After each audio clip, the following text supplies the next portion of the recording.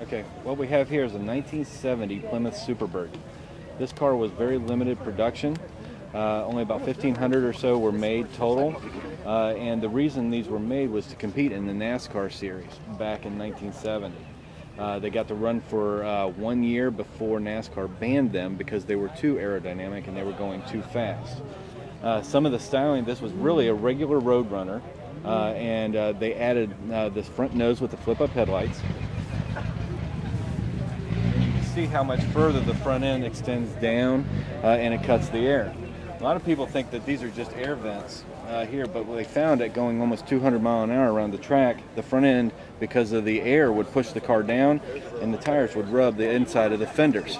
So they actually cut a hole there so the tire didn't rub, and then to dress it up, they just put a vent over it, like a backward scoop. So that way it could lower down without it rubbing the inside of the fender. Some of the other things, we got a vinyl top. A lot of them did have that. And one of the cool features is the pistol grip shifter.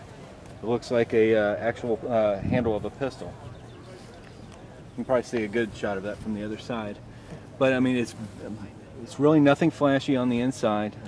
They weren't going for that. They were going strictly with performance and aerodynamics in this car.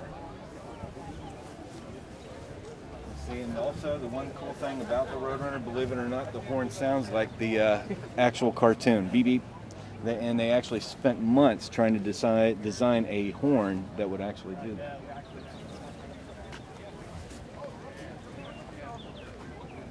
Your wing here was also to keep the back end tight to the track, and it's got little adjustment screws, so here you could change the pitch.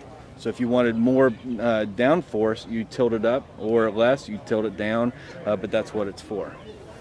And one of the reasons they made it so high, it's higher than they originally wanted to. They made it about half as high, but when they opened the trunk, it hit. So they went an extra foot, just so the trunk could clear when they designed the car. As you can see, just your basic stock wheels, like I said, nothing flashy. They were trying to get this out. In NASCAR, you have to sell a certain amount of production cars in order for it to qualify to be on the NASCAR track.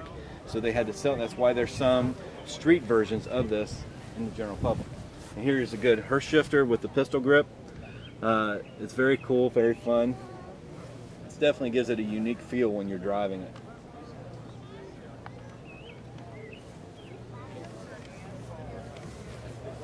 Here's the legendary horn, actually, right here.